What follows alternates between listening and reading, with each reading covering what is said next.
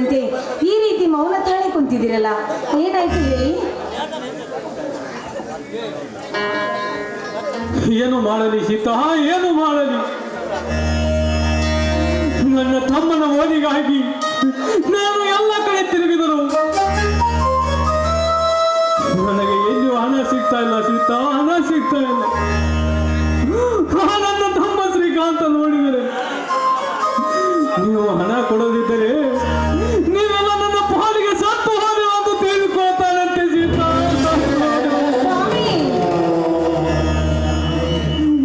ಸೀತಾ, ಹೀಗಿರುವಾಗ ನಾನು ಏನು ಮಾಡಲಿ ಎಂದು ತಿಳಿಯುತ್ತಿಲ್ಲ ಸೀತಾ, ತಿಳಿಯುತ್ತಿಲ್ಲ.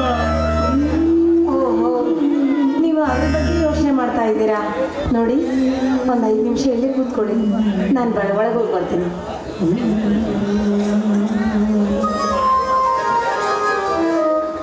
ತಾಯಿ ಲಕ್ಷ್ಮೀದೇವಿ, ಯಾಕೆ ಈ ತರ ಕಷ್ಟದ ಮೇಲೆ ಕಷ್ಟ ಕೊಡುತ್ತಿದ್ದೆ ಅಮ್ಮ? ಚಿಕ್ಕ ವಯಸ್ಸಿನಲ್ಲಿ ತಂದೆ ತಾಯಿಯನ್ನು ಕಳೆದುಕೊಂಡು ನನ್ನ ತಮ್ಮಂದಿರಿಂದ ದೂರವಾಗಿ ತಿರುಗುತ್ತಿರುವಾಗ ಆ ಶ್ರೀಕಾಂತನನ್ನು ಕೊಂದೆ. ಈಗ ಅವನನ್ನು ಕೂಡ ನನ್ನಿಂದ ದೂರ ಮಾಡಬೇಡ ತಾಯಿ, ದೂರ ಮಾಡಬೇಡ.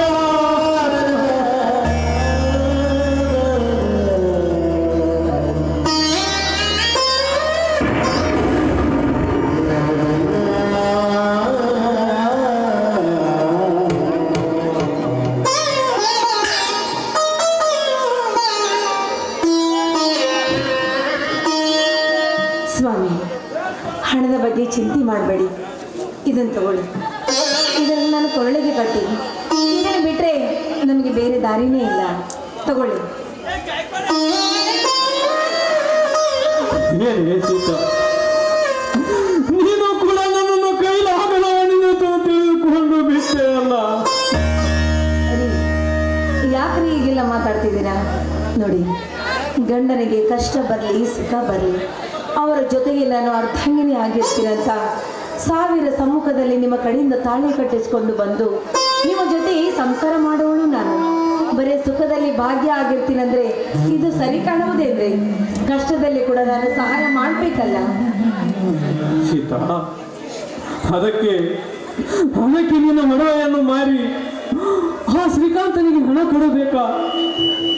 ಹೌದು ರೀ, ಯಾಕಂದ್ರೆ ಇದನ್ನು ಬಿಟ್ಟರೆ ನನಗೆ ಬೇರೆ ದಾರಿನೇ ಇಲ್ಲ. ತಗೊಳ್ಳಿ, ಇದನ್ನ ನನ್ನ ಕೊರಳಿಗೆ ಕಟ್ಟಿ.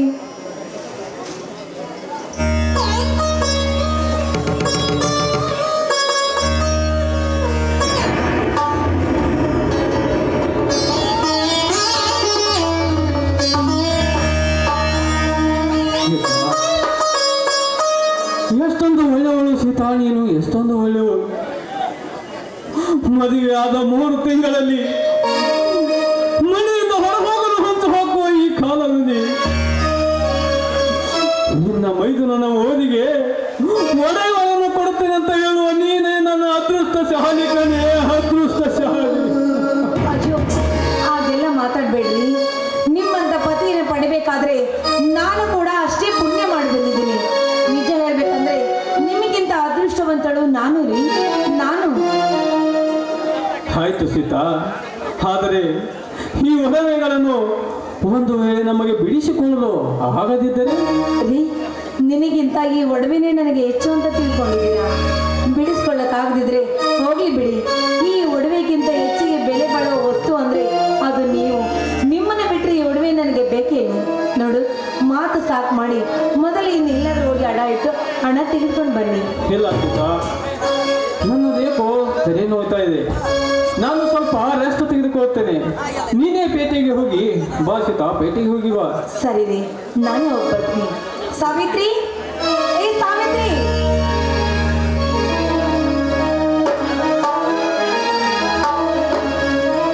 ಯಾಕತ್ತೆ ಕರೆದ್ರಾ?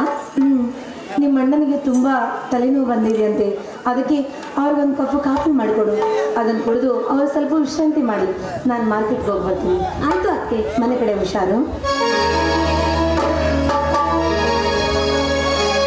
ತಾಯಿಯಿಂದ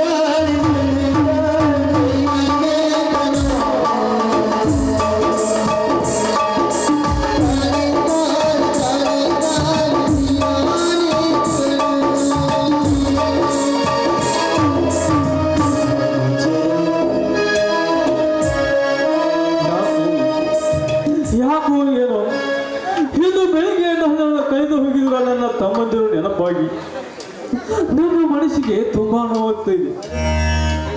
ತಾಯಿ ಲಕ್ಷ್ಮೀದೇವಿ ಕಳೆದು ಹೋಗಿರುವ ನನ್ನ ತಮ್ಮಂದಿರು ನನಗೆ ಬೇಗ ಸಿಗುವಂತ ಆಶೀರ್ವಾದಿಸಮ್ಮ, ಆಶೀರ್ವಾದಿಸು.